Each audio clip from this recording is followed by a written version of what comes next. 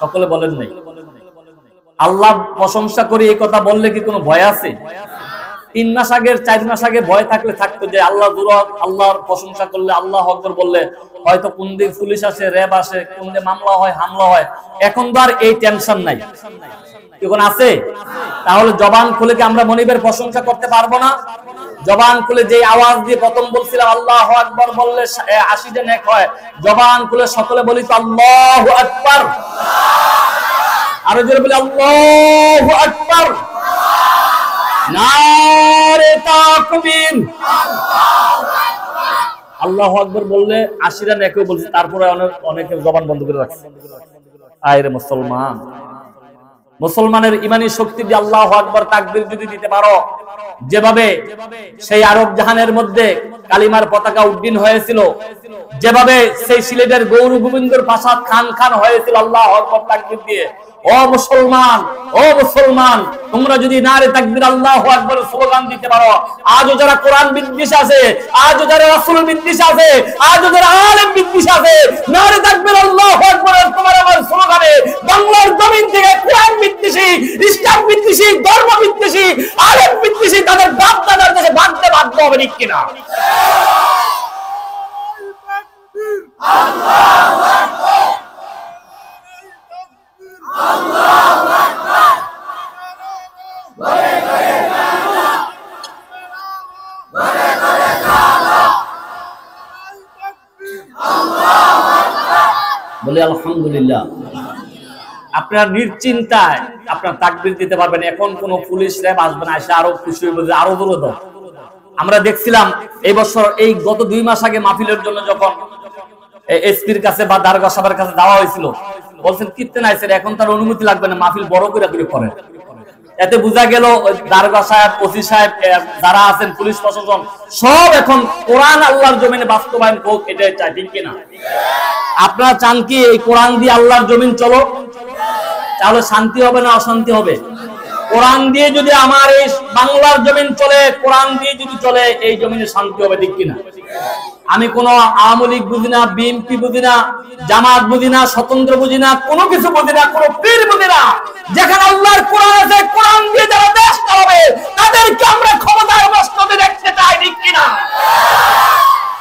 আর যারা কোরআন দিয়ে আল্লাহর জমিন চলুক তারা চায় না, তারা হলো বামপন্থী। পৃথিবীর জমিনের একটা হলো বামপন্থী, আর একটা হলো ডানপন্থী। একটা হলো আল্লাহর দল হিজবুল্লাহ, আর একটা হিজবুল শয়তান, শয়তানের দল।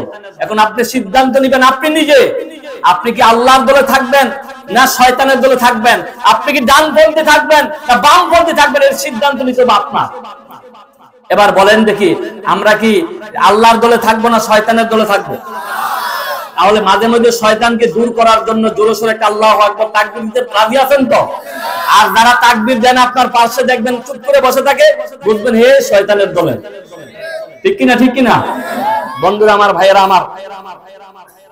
এই কোরআনের মধ্যে 6666টি আয়াত আছে, 540টি রুকু আছে, 30টি পারা আছে, 14টি সিজদা আছে, 114টি সূরা আছে। এরই মধ্যে আমি এই সোনামণিরা, এই কথা কেন বাবা, কথা কেন? এরই মধ্যে আমি ছোট্ট একটি সূরা নিয়েছি, তার থেকে কিছু কথা আপনাদেরকে বলবো।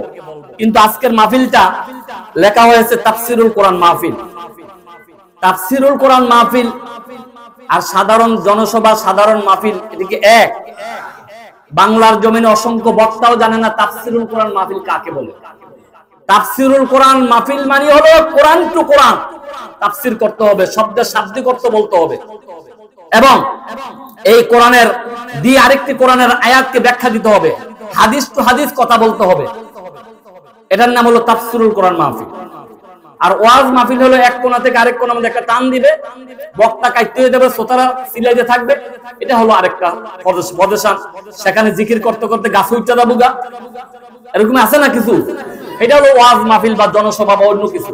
আর তাফসিরুল কোরআন মাহফিল হলো কোরআন টু কোরআন কথা বলতে হবে। বাংলার জমিনে অসংখ্য বক্তারাও জানে তাফসির করবে কিভাবে, কিন্তু আমরা যার জবান থেকে কোরআনের তাফসির শুনে এই পৃথিবীর মুখে কোরআনের কথা বলছি, আমরা দেখছি সেই আমির হামজা, সেই মামুনুল হক, সেই আল্লামা দেলোয়ার হোসেন সাইদি, কোরআনের পাখি যারা তাফসির করেছেন তাদেরকে গেছে, ঠিক কিনা? তারা মনে করেছিল এই বড় বড় আলেমদেরকে খাঁচার মধ্যে বন্দী করে দিলে আর জমিনের মধ্যে হুঙ্কার দেওয়ার কেউ থাকবে না। এক সাইদি চলে গেছে, বাংলার জমিনের মধ্যে আল্লাহ অসংখ্য সাইদি তৈরি করে দিয়েছে, ঠিক কিনা? বন্ধুরা আমার, ভাইয়েরা আমার, ওরা চাইছিল যে কোরআন বন্ধ করে দিলে তো সব শেষ। ওরা আলেম ওলামাদেরকে বন্দী করে দিয়ে কোরআনকে বন্দী করার জন্য কোরআনকে তারা একেবারে বন্ধ করে দেওয়ার জন্য চেয়েছিল।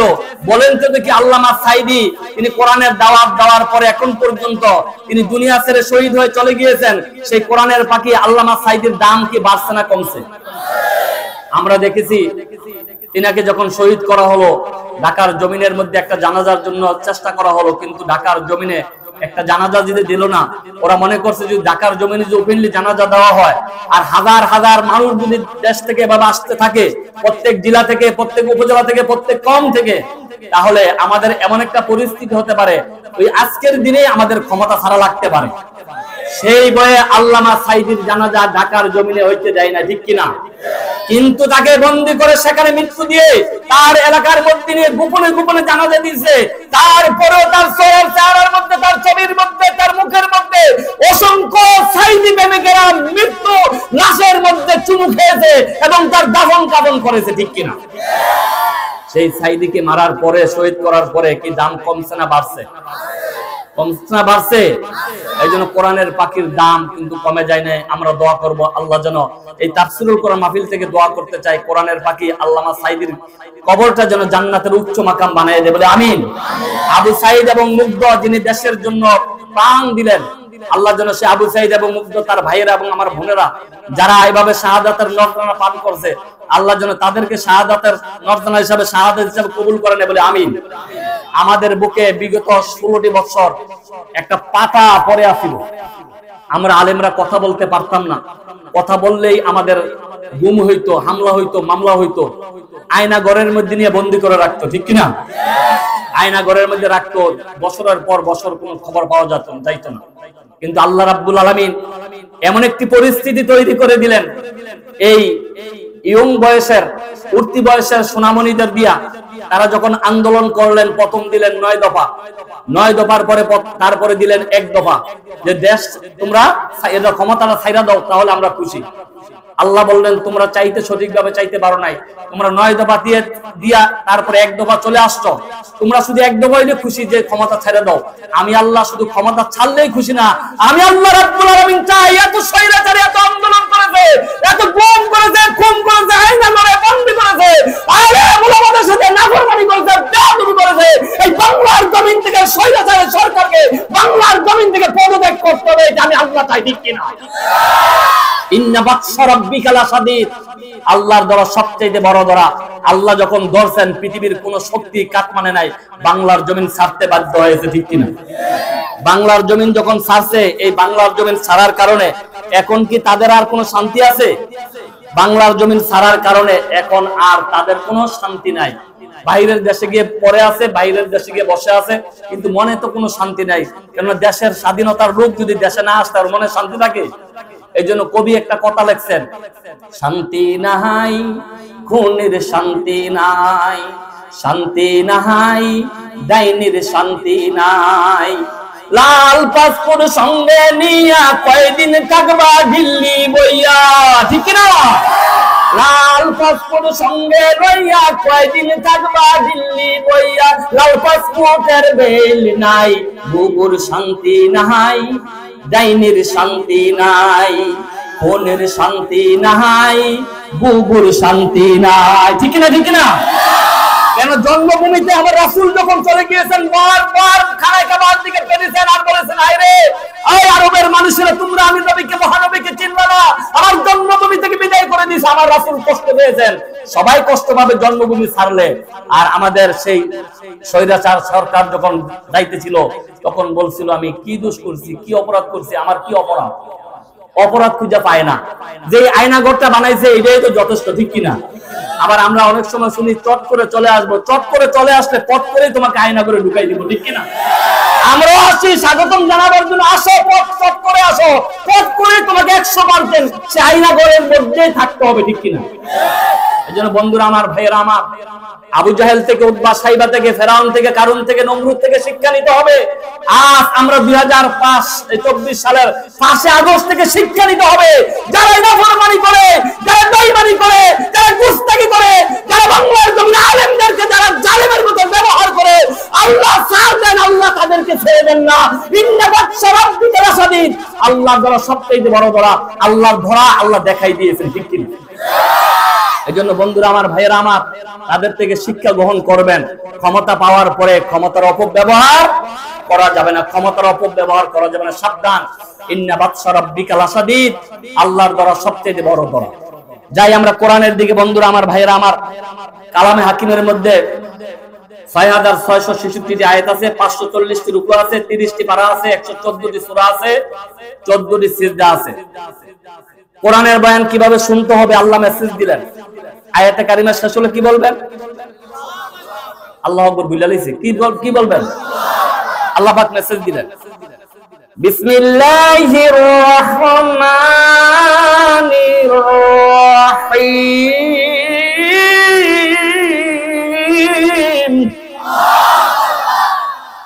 وَإِذَا قُرِئَ الْقُرْآنُ فَاسْتَمِعُوا لَهُ وَأَنصِتُوا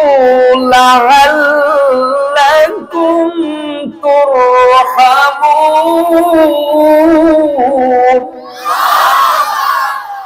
7 নম্বর সিরিয়ালের সূরা, 8 নম্বর পারা, সূরাতুল আল-আরাফ, 204 নম্বর আয়াত। 204 নম্বর এই আয়াতের মধ্যে 40টি হরফ আছে। 40কে 10 দিয়ে গুণ দেওয়ার কারণে ইমাম তিরমিজির বর্ণনা অনুযায়ী এই মুহূর্তে আপনাদের আমলনামায় আল্লাহ পাক 400 নেক দিলেন বলে আল্লাহু আকবার। আল্লাহ রাব্বুল আলামিন বলেন, ওয়া ইযা কুরিয়াল কুরআন, তোমাদের সামনে যখন কোরআন থেকে যখন তিলাওয়াত হয়, ফাসতামিউ, জমা ব্যবহার করেছেন, সকলে মিলে শ্রবণ করো, শোনো। এই কোরআন তোমাদের গাইডলাইন, এই কোরআন তোমাদের ভুলে যাওয়া ইতিহাস তুলে ধরে, এই কোরআন তোমাদের জিরো থেকে হিরো করে। এই কোরআন যদি তোমরা জানো এবং মানো, লাআল্লাকুম তুরহামুন, কোরআন জানলে, কোরআন মানলে আল্লাহ বলেন আকাশ থেকে তোমাদের জন্য শান্তির ফয়সালা হবে। এবার বুঝে থাকলে বলেন দেখি, কোরআন শুনলে লাভ না লস? আরে যদি বলি কোরআন শুনলে লাভ না লস, কত লাভ হবে আল্লাহ রাব্বুল আলামিন সূরাতুল আনফালের পরে, সূরাতুল আরাফের পরের সূরা সূরাতুল আনফাল, 8 নম্বর সিরিয়ালের সূরা, 9 নম্বর পারার 2 নম্বর আয়াত। আল্লাহ রাব্বুল আলামিন মেসেজ দিলেন কোরআন শুনলে কি লাভ হবে, ঈমান কত বৃদ্ধি হবে। আল্লাহর মেসেজ, বিসমিল্লাহির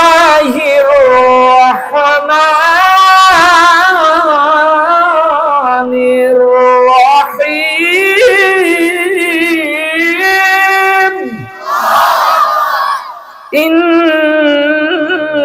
ইন্নামাল মুমিনুনা আল্লাযীনা ইযা যুকিরাল্লাহু ওয়াজিলাত কুলুবুহুম ওয়া ইযা তুলিয়াত আলাইহিম আয়াতুহু যাদাতুহুম ঈমানাও ওয়া আলা রাব্বিহিম ইয়াতাওয়াক্কালুন।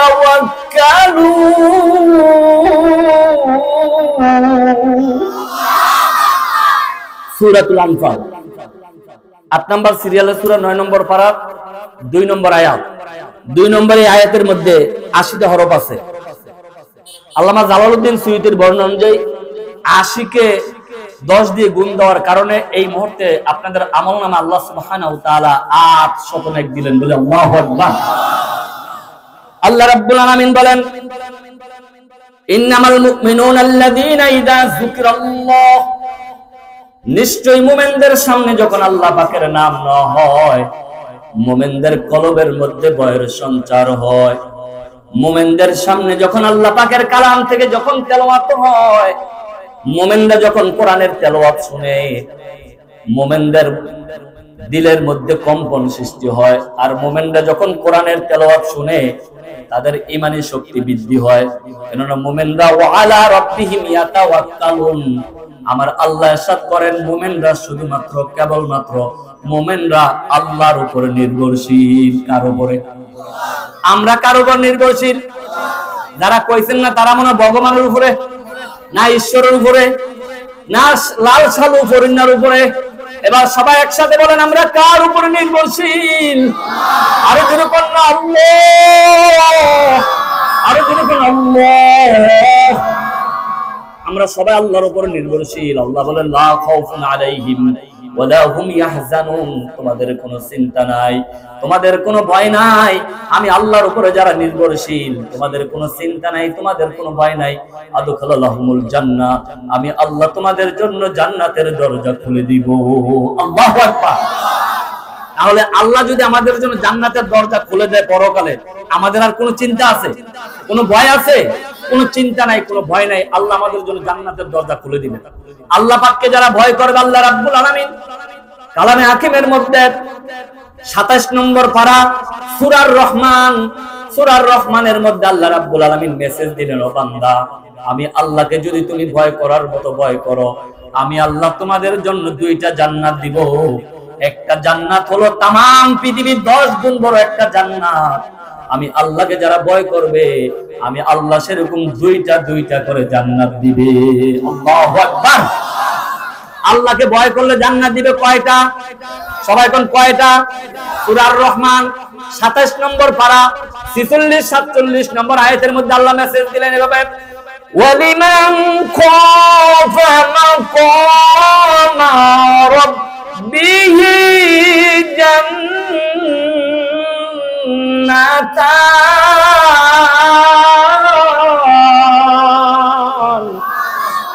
فبأي آلاء ربكما تكذبان।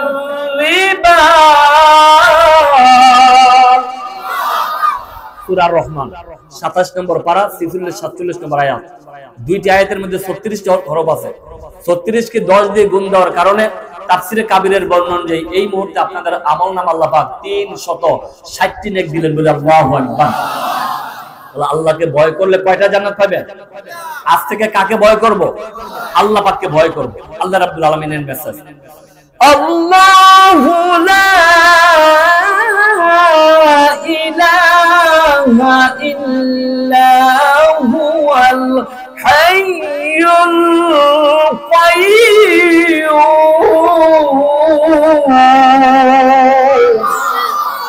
লা তাখুযুহু সিনাতু ওয়ালা নাওম। সূরাতুল বাকারা 286টি আয়াত আছে, 40টি রুকু আছে। এই যে আয়াতটা পড়ছে আয়াতুল কুরসি 3 নম্বর পারার প্রথম পৃষ্ঠা 255 নম্বর আয়াত। এই আয়াতটার মধ্যে 40টি হরফ আছে। এই মুহূর্তে ইমাম তিরমিজির বর্ণনা অনুযায়ী আপনাদের আমলনামা আল্লাহ পাক 400 নেক দিলেন বলে আল্লাহু আকবার। আল্লাহ বলেন আল্লাহু লা ইলাহা ইল্লা হুয়াল হাইয়ুল কাইয়্যুম। আল্লাহ বলে আমি আল্লাহ হচ্ছে চিরঞ্জীব চিরস্থায়ী, আমি আল্লাহর লয় নাই, ভয় নাই, শেষ নাই, শুরু নাই। লা তাখুযুহু সিনাতু ওয়ালা নাওম, আমি আল্লাহর ঘুম জুরানি তন্দ্রা বলতে আমি আল্লাহর কিছুই নাই। কোন আল্লাহু আকবার। আমার আল্লাহ কি ঘুমান? আমার আল্লাহ ঘুমান না। আমার আল্লাহ এখানে যে আমরা সৈয়দপুর বেলবাড়ি যুব সমাজের তাফসীরুল কোরআন মাহফিল চলতেছে, আমি জানতে চাই আমার আল্লাহ এই পরিবেশটা দেখেন কিনা? সবাই কোন পরিবেশটা দেখেন কিনা? আল্লাহ সর্বময় ক্ষমতার মালিক, আল্লাহ আমার রব, এই রবে আমার সব। ঘুমাইতে সময় যদি সাক্ষ্য দিয়ে ঘুমান আল্লাহ আমার রব, এই রবে আমার সব। আদখালাহুমুল জান্নাহ, আল্লাহ আপনার জন্য জান্নাতের দরজা খুলে দিবে। আল্লাহু আকবার। তাহলে সর্বময় ক্ষমতার মালিককে, তাহলে সাহায্য চাইবে কার কাছে? আমরা পৃথিবীর কোন কারো কাছে সাহায্য চাইবো না, কোন মাজারে গিয়ে সাহায্য চাইবো না, কোন বটগাছের কাছে দিয়ে সাহায্য চাইবো না, কোন লাল সান্দু পরিধান করে আছে তার কাছে সাহায্য চাইবো না। চট্টগ্রামে যে 10 টাকার সুতা নেন, 5 টাকার সুতা নেন, সুতা নিয়ে গাছে বাঁধলে পরে ছেলে হবে মেয়ে হবে, কোন নাউযুবিল্লাহ। এই বিশ্বাস কি আপনাদের হয়? তাহলে আমরা কারো কাছে চাইবো না, চাইবো ইয়্যাকা না'বুদু ওয়া ইয়্যাকা নাস্তাঈন। আমরা একমাত্র আপনারই ইবাদত করি, আপনার কাছে সাহায্য চাইবো। তিনি কে? জবান খুলে বলেন না তিনি কে? আল্লাহ। আল্লাহ, আল্লাহর কাছে সাহায্য চাইবো। এই জন্য বন্ধুরা আমার, ভাইয়েরা আমার, আমরা সর্ব অবস্থায় কার কাছে সাহায্য যাব? আল্লাহর কাছে। আল্লাহ যদি আমাদেরকে বাঁচান, কেউ মারতে পারেন না। আর আল্লাহ যদি আমাদেরকে মারেন, কেউ বাঁচাতে পারবে? পারবে? কেউ পারবে না। যেটা আমরা শিক্ষা পেয়েছি বিগত 3 মাস আগে, আল্লাহ যখন ধরছে, আল্লাহর ধরার কারণে একবারে বাংলার জমিন ছাড়তে বাধ্য হয়েছে, ঠিক কিনা? সম্মানিত উপস্থিতি, আমি কথা বলবো আপনাদের সামনে 114টা সূরার মধ্যে একটি সূরা আছে, ছোট্ট একটি সূরা, 103 নাম্বার সিরিয়ালের সূরা। কত নাম্বার? 103। কত নাম্বার? আপনার কথা না বললে কেমনে হইব? আমি কথা বলবো আপনাদের কাছে 103 নাম্বার সিরিয়ালের সূরা থেকে। কত নাম্বার? সবাই কোন কত নম্বর সিরিয়ালের সূরা? 103 নাম্বার সিরিয়ালের সূরা। সূরাটা হলো মাক্কি সূরা, হিজরতের আগের সূরা। হিজরতের আগের সূরাকে মাক্কি সূরা বলা হয়, হিজরতের পরের সূরাকে মাদানী সূরা বলা হয়। আমি মাক্কি সূরা থেকে 103 নাম্বার সিরিয়ালের সূরা থেকে কথা বলবো। এই 103 নাম্বার সিরিয়ালের সূরাটার নাম হলো সূরাতুল আল আসর। বলেন কি নাম সূরাটার নাম? সূরাতুল আল আসর। সূরাতুল আল আসর। আসর শব্দের অর্থ হলো যুগ, আসর শব্দের অর্থ জামানা, আসর শব্দের অর্থ হলো কাল, আসর শব্দের অর্থ হলো সময়। শাব্দিক অর্থ বুঝতে পারছেন? খুব খেয়াল করতে হবে। এই সূরাটার 103 নাম্বার সিরিয়ালের সূরাটার মধ্যে আয়াত আছে মোট 3টি। কয়টি? 3টি আয়াত আছে, 14টি শব্দ আছে। 3টি আয়াত আছে, 14টি শব্দ আছে, এবং এই আয়াত 3টি আয়াতের মধ্যে 71টি হরফ আছে। 71টি হরফ আছে। আপনারা অনেকে মনে করবেন যে হুজুর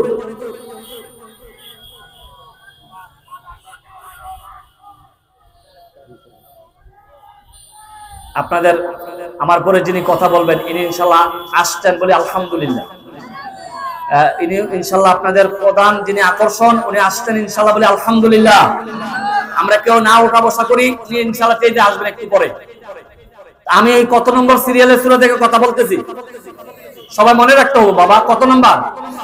103 নাম্বার সিরিয়ালের সূরাটার নাম সবাই কোন? সূরাতুল আল আসর। আসর শব্দের অর্থ কি? জামানা, সময়, কাল, যুগ। মনে রাখতে হবে। আপনারা অনেকে মনে করবেন হুজুর এইভাবে বলেন কেন? এইভাবে বলার কারণ হলো এই মাহফিলটা হলো তাফসীরুল কোরআন মাহফিল। তাফসীরুল কোরআন মাহফিল এভাবে প্রত্যেকটা শব্দের শাব্দিক অর্থ সহ ভেঙ্গে ভেঙ্গে কইতে হয়, বলতে হয়। আমাদের তো তাফসীর করার ক্ষমতা বা তৌফিক নাই, সামান্য একটু হক আদায় করার জন্য চেষ্টা করতেছি। তার মধ্যে আমি আপনাদের সকলের কাছে দোয়া চাই, আমার মাবুদের দয়া চাই, আল্লাহ যেন তার গোলামকে কিছু কথা বলার তৌফিক দান করে। এই সূরা থেকে বলে আমিন। আপনারা কেউ অন্য মনস্ক হবেন না, তাহলে ফেল করবেন। আমি কথা বলতেছি 103 নাম্বার সিরিয়ালের সূরা। সূরাটা হলো মাক্কি সূরা, হিজরতের আগের সূরা। এই সূরার মধ্যে আয়াত আছে মোট 3টি। এই সূরার মধ্যে শব্দ আছে মোট 14টি। এই সূরার মধ্যে মোট হরফ আছে 71টি। এবার আপনাদের কাছ থেকে জেনে নিতে চাই, আমি কথা বলবো কত নম্বর সিরিয়ালের সূরা? সবাই বলেন কত নম্বর সিরিয়ালের সূরা? 103 নাম্বার সিরিয়ালের সূরাটার নাম কি? আল আসর। আসর মানে যুগ বা জামানা।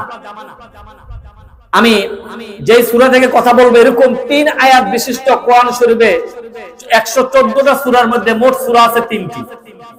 মোট সূরা আছে কয়টা? খুব খেল। এই 3 আয়াত বিশিষ্ট কোরআন শরীফে 114টা সূরার মধ্যে মোট সূরা আছে 3টি। সূরাতুল আল আসর, সূরাতুন নাসর, সূরাতুল কাউসার। মনে থাকবে কথা?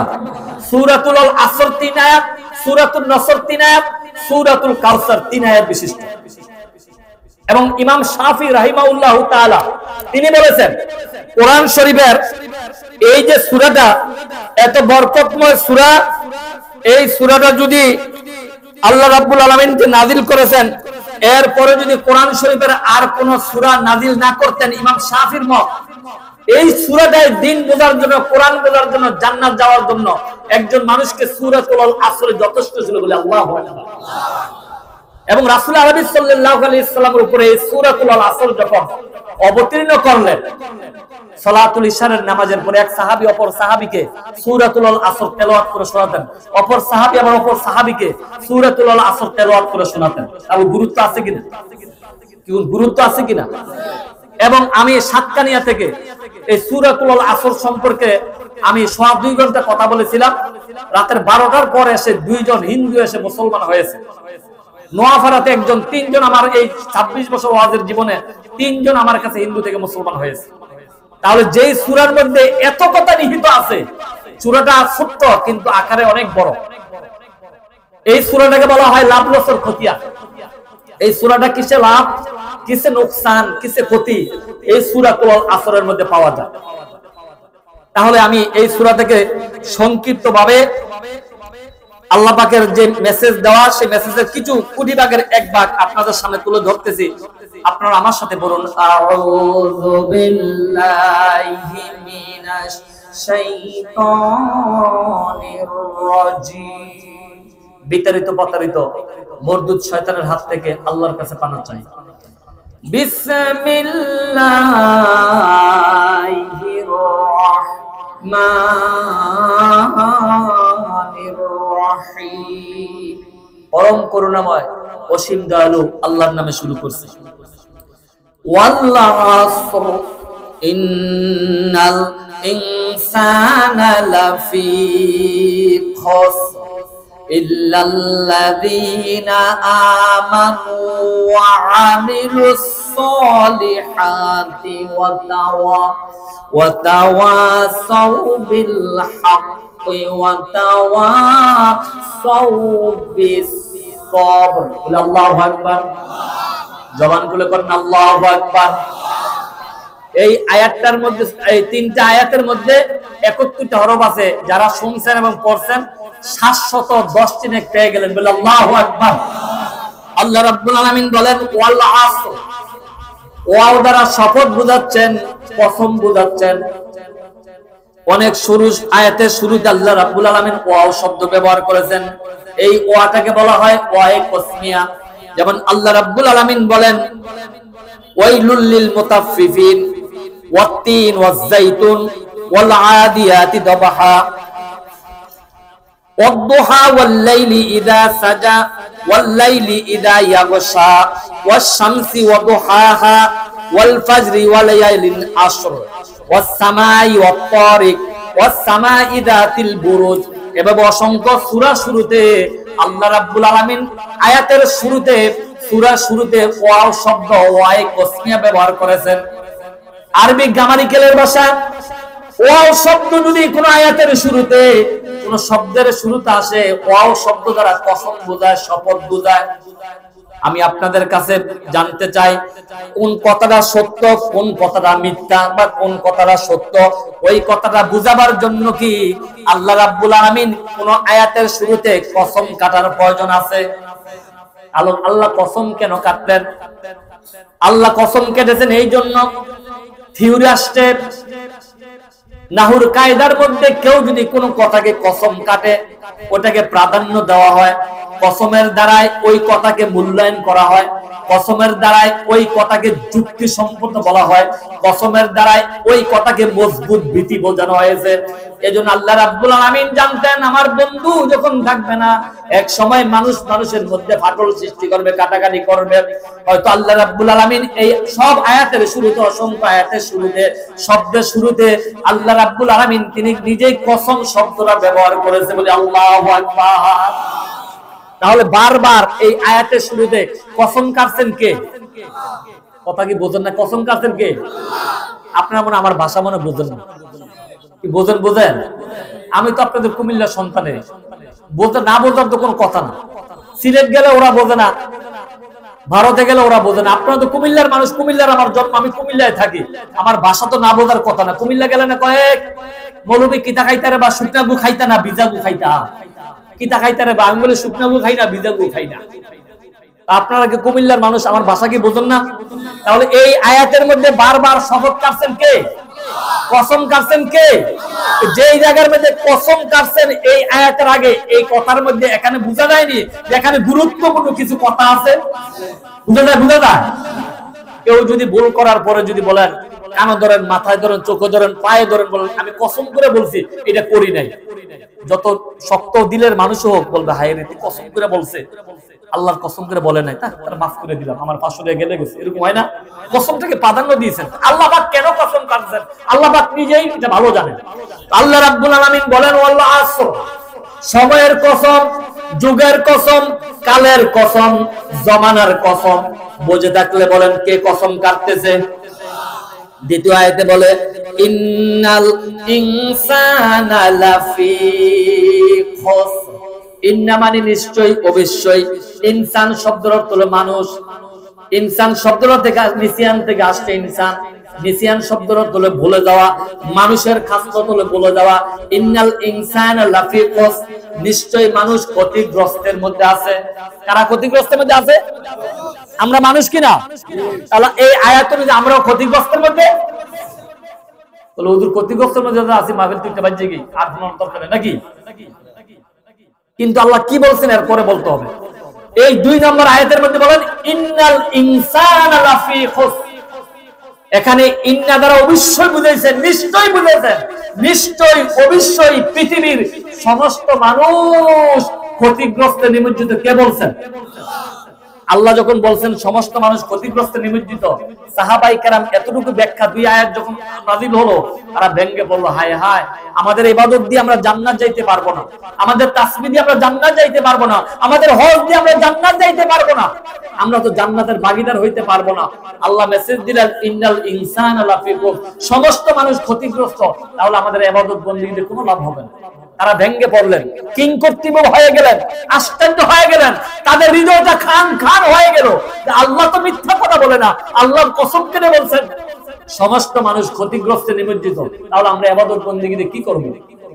তাদের যখন পেরেশান হয়ে গেল, তারা যখন দিশাহারার মতো হয়ে গেল, আল্লাহ রাব্বুল আলামিন সান্ত্বনার বাণী দিয়ে 3 নম্বর আয়াতের মধ্যে 4টা শিক্ষা আল্লাহ রাব্বুল আলামিন দিয়ে দিলেন, তাদেরকে সান্ত্বনার বাণী দিলেন।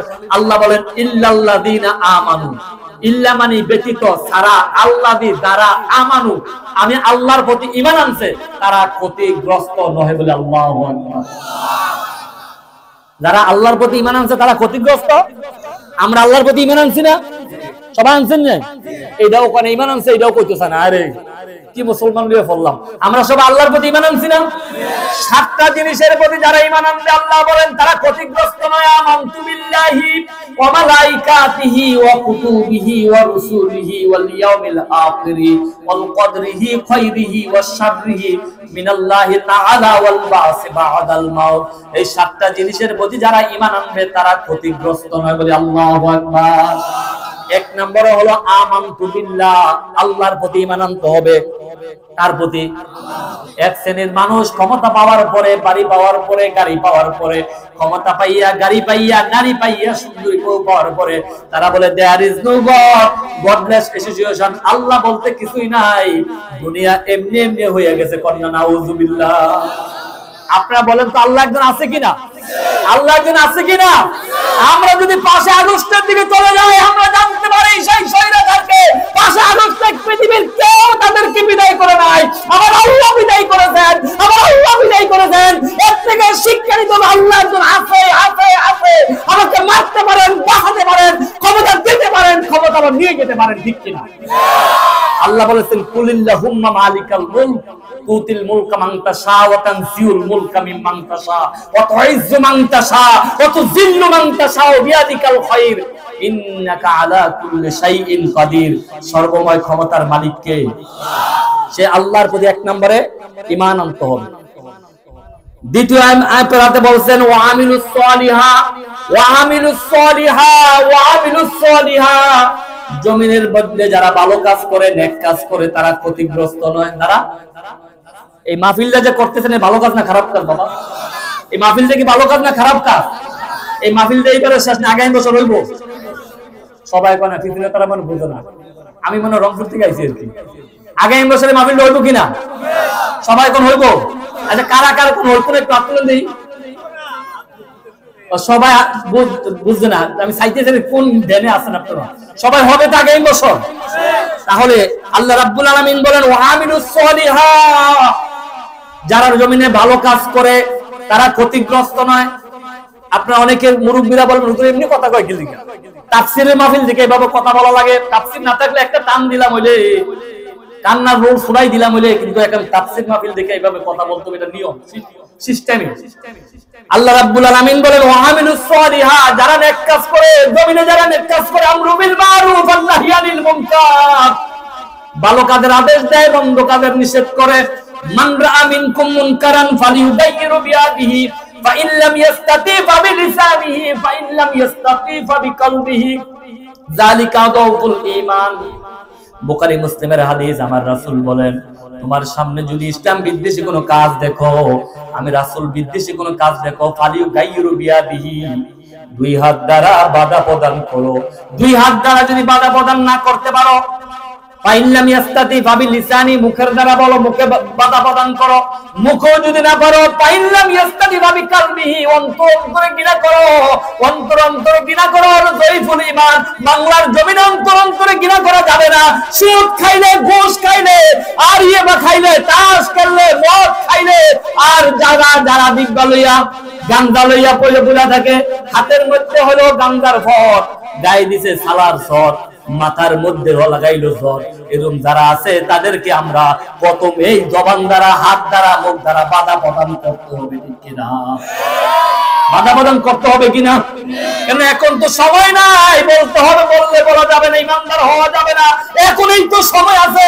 আমাকে একদম লোক গত 2 মাস আগে বললেন যে এখন যে পরিস্থিতি হয়েছে, এখন আর মাহফিল করা যাবে না, সময় নাই। মাহফিল করা যাবে না, না মাহফিল বেশি করা যাবে? তার মানে হলো উনি ওই যে হেতারার টিপতে তাদেরকে তেল মারতে হেতারা যখন চলে গেছে, হেতারার কথা এখন বেশি হবে মাহফিলের মধ্যে।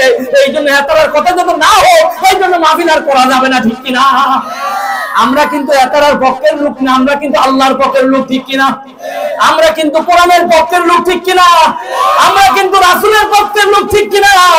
ও দুনিয়ার মুসলমান, পায়ে ধরে বলে যায়, কোরআনের পথে যদি না চলো, আল্লাহর রাসূলের পথে যদি না চলো, পরকালে আল্লাহর রাসূলের সুপারিশ পাইবা না, আল্লাহর জান্নাতের সুপারিশ পাইবা না, ঠিক কিনা? তাহলে দুনিয়ায় পথ হলো দুইটা, একটা হলো হিজবুল্লাহ আল্লাহর দল, আর একটা হলো শয়তানের দল। আল্লাহ রাব্বুল আলামিন বলেন ওয়াতাওয়াসাউ বিল হক, মানুষকে যারা হকের পথে দাওয়াত দেয়, 3 নম্বরে তারা ক্ষতিগ্রস্ত নয়। যারা হকের পথে আবরার, তিনি কলেজের ছাত্র ছিলেন, বলছেন ও আমার বন্ধুরা নামাজে আসো, ও আমার বন্ধুরা নামাজে আসো।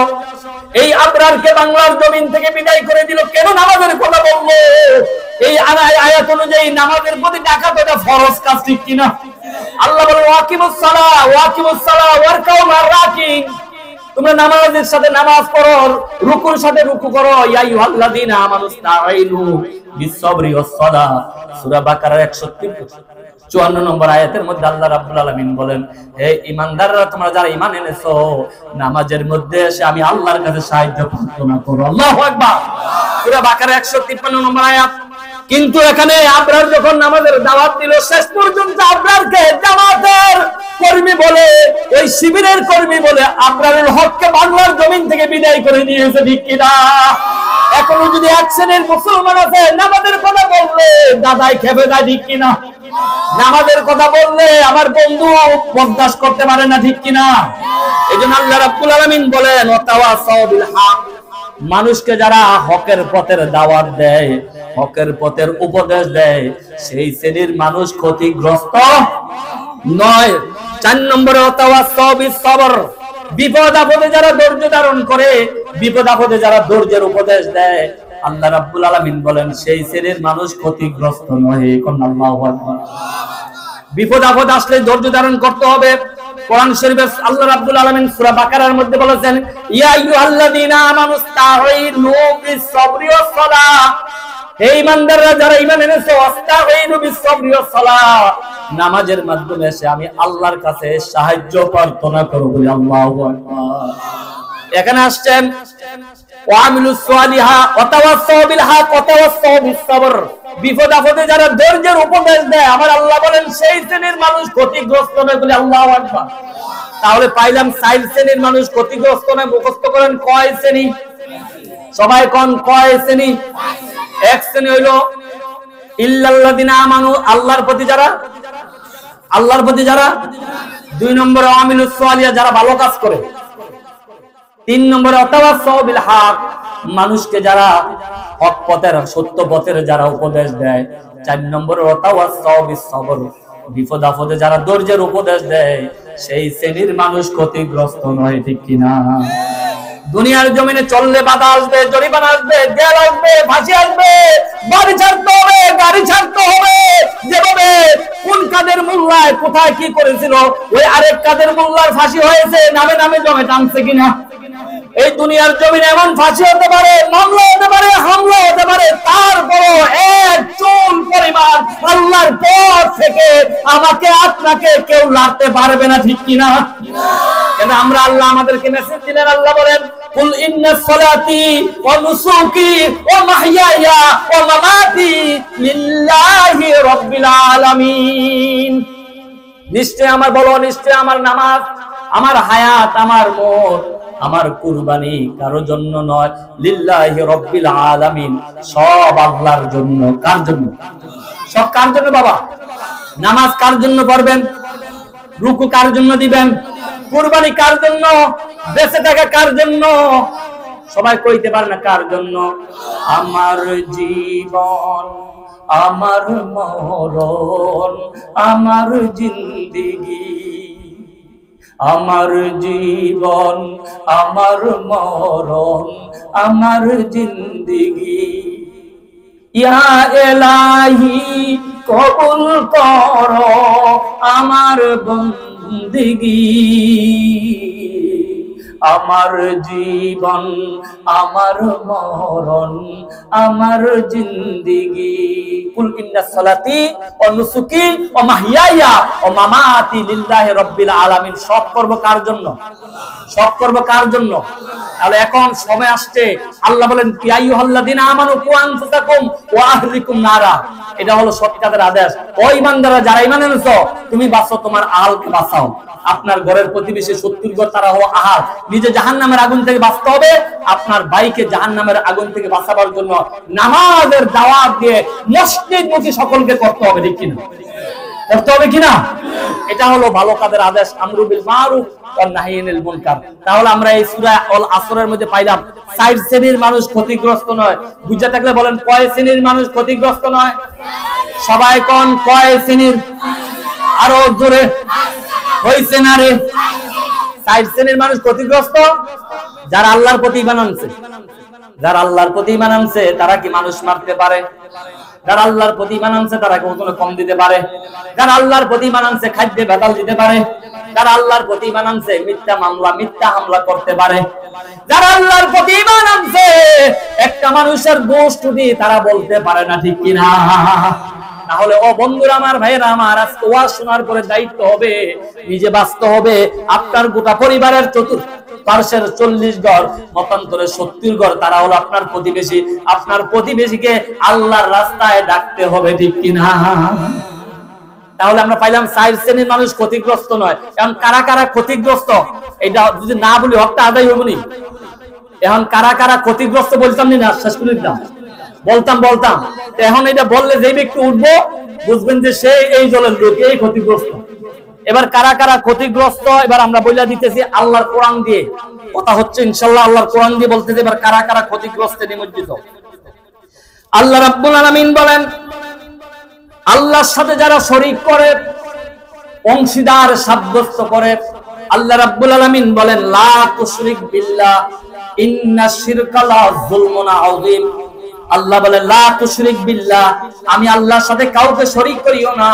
ইন্নাশ শিরকা লা যুলমুন আযীম, নিশ্চয়ই শিরক গুনাহ হলো সবচেয়ে বড় গুনাহ। যারা আল্লাহর সাথে শরীক করে তারা ক্ষতিগ্রস্তে নিমজ্জিত, তারা ক্ষতিগ্রস্তে। আমি 20টার মতো পয়েন্ট বলবো, আপনারা আমি বলবো ক্ষতিগ্রস্ত, আপনারা নিমজ্জিত কইতে পারবেন আমরা লোকে না ঘুমাই লিবেন? তাহলে যারা শিরক করে তারা ক্ষতিগ্রস্তে। শিরক মানে কি? আল্লাহ যা পারেন, মেম্বার, চেয়ারম্যান, এমপি, মন্ত্রী তা পারেন।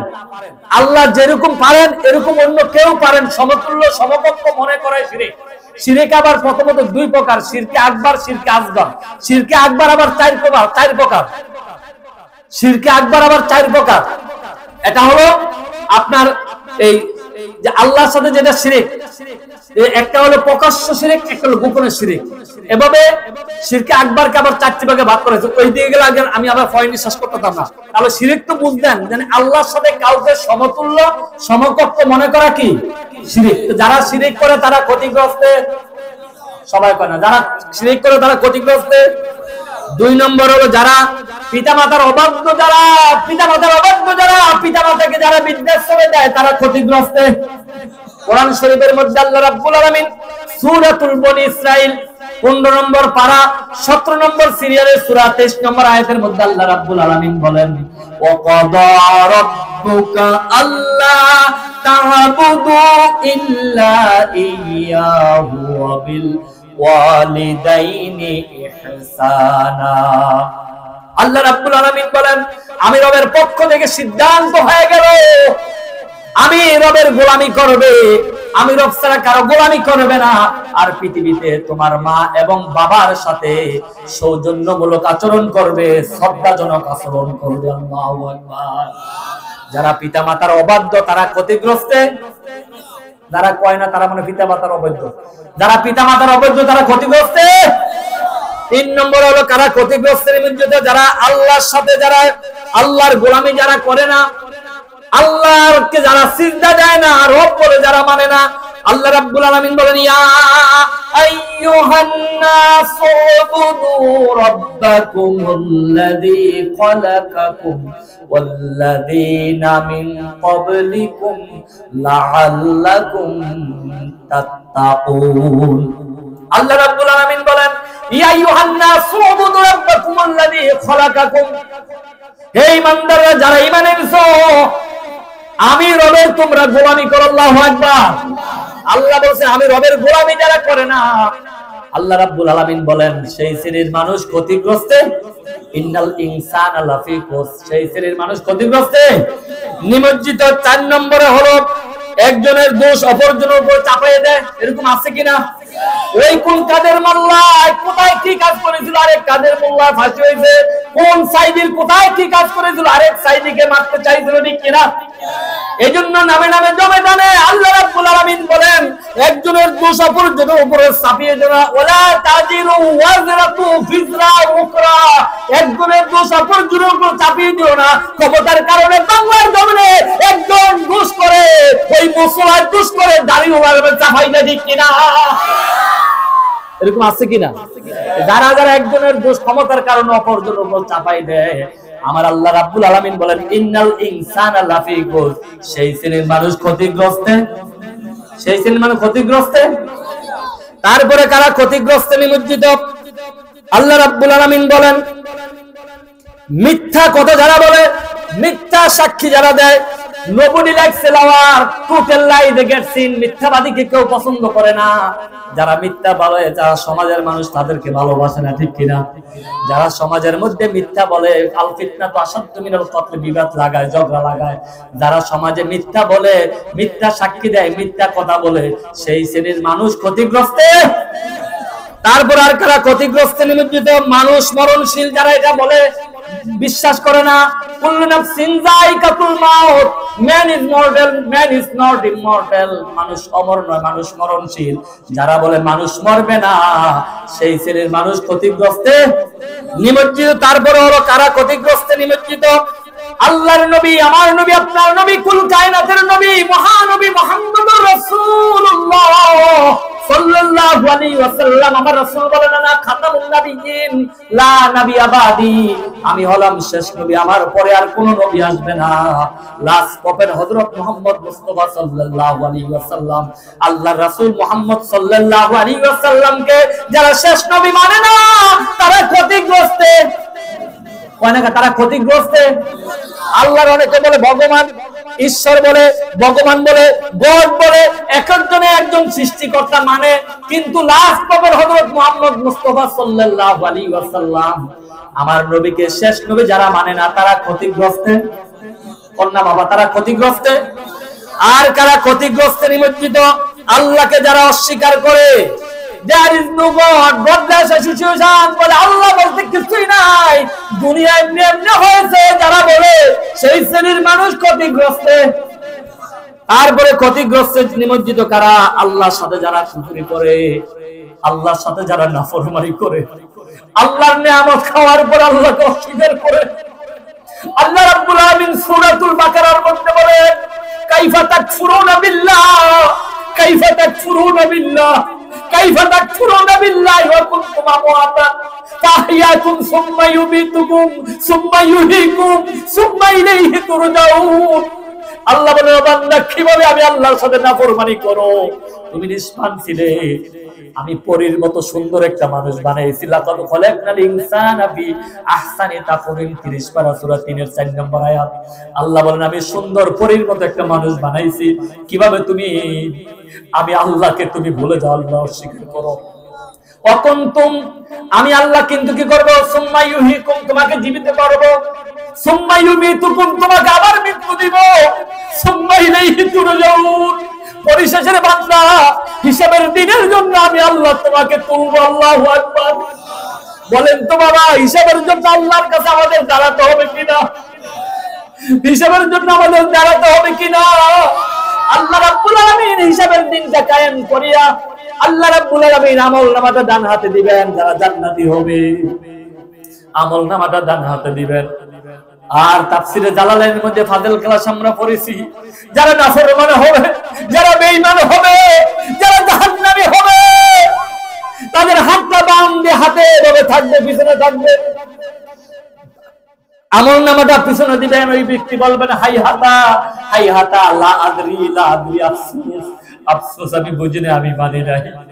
আল্লাহ রাব্বুল আলামিন বলবেন আমলনামাটা দিয়ে, ইকরা কিতাবাকা কাফা বিনাফসিকা আল-ইয়াওমা আলাইকা হাসিবা। ও বান্দা, তুমি কি জান্নাতে যাইবা না জাহান্নামে যাইবা? আজকে তোমার আমলনামাটা পড়ে দেখো, আজকে তোমার আমলনামায় তোমার জান্নাত এবং জাহান্নামের সার্টিফিকেট হবে। আল্লাহু আকবার। এই পরিবেশটা আমার আপনার আসবে কিনা বাবা? এই পরিবেশটা আমার আপনার হবে কিনা বাবা? আমরা সকলে মরবো কিনা? না, দুনিয়া থাকতে পারবো? দুনিয়া থাকা যাবে?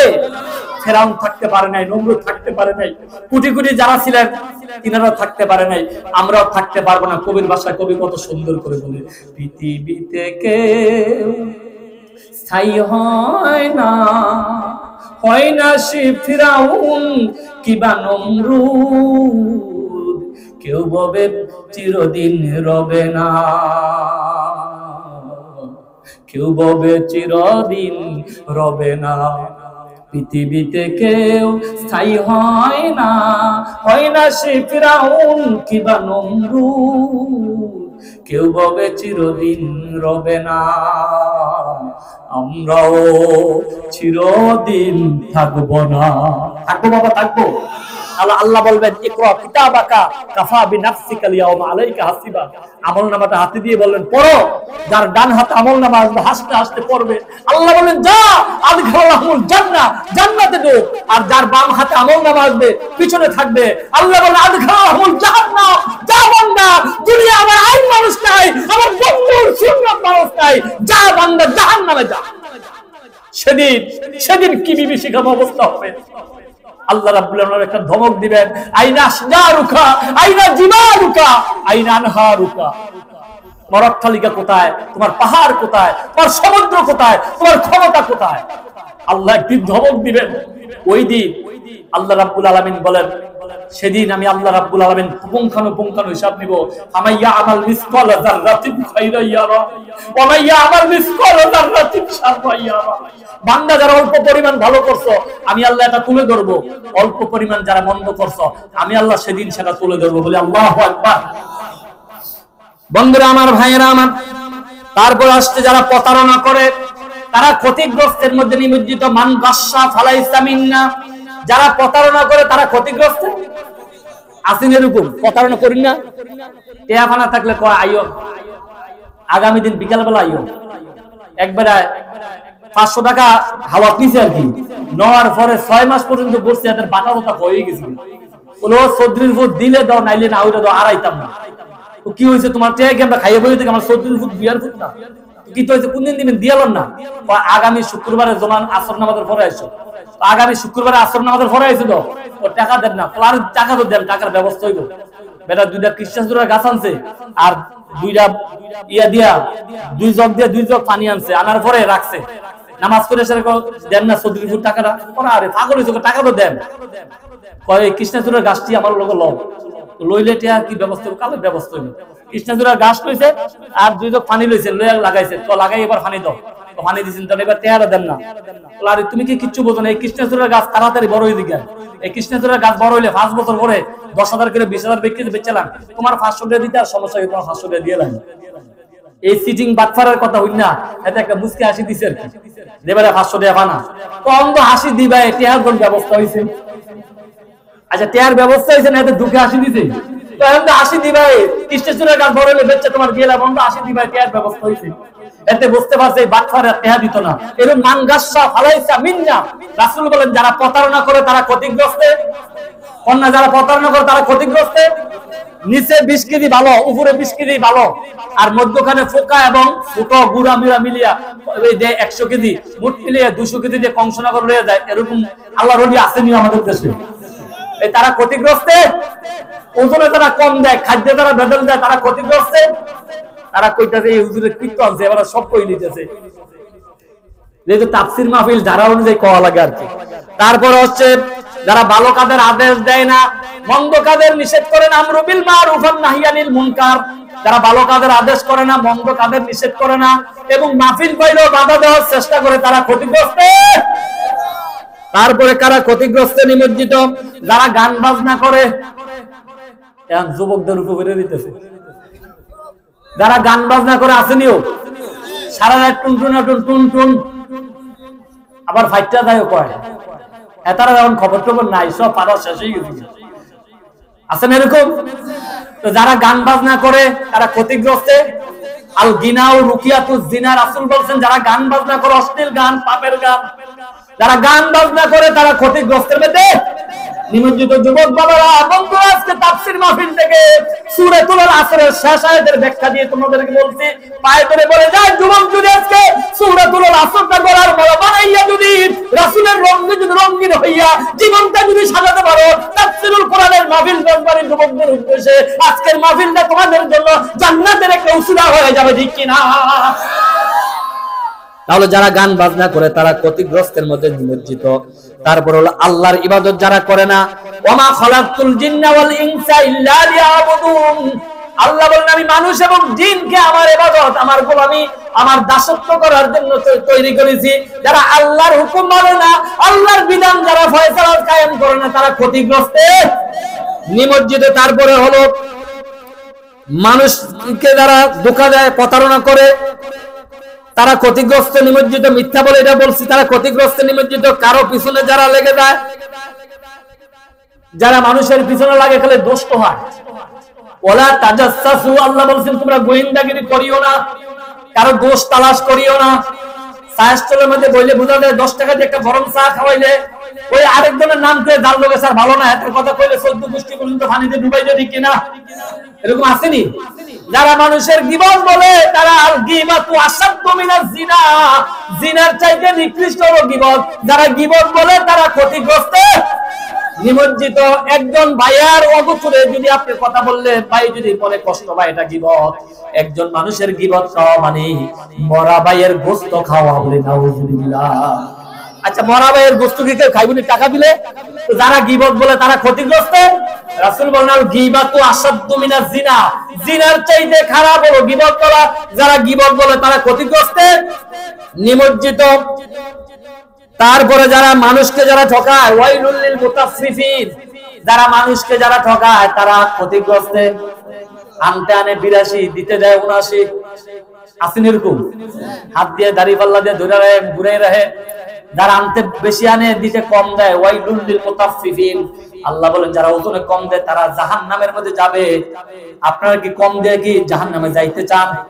তাহলে যারা ওজনে কম দেয় তারা ক্ষতিগ্রস্ত।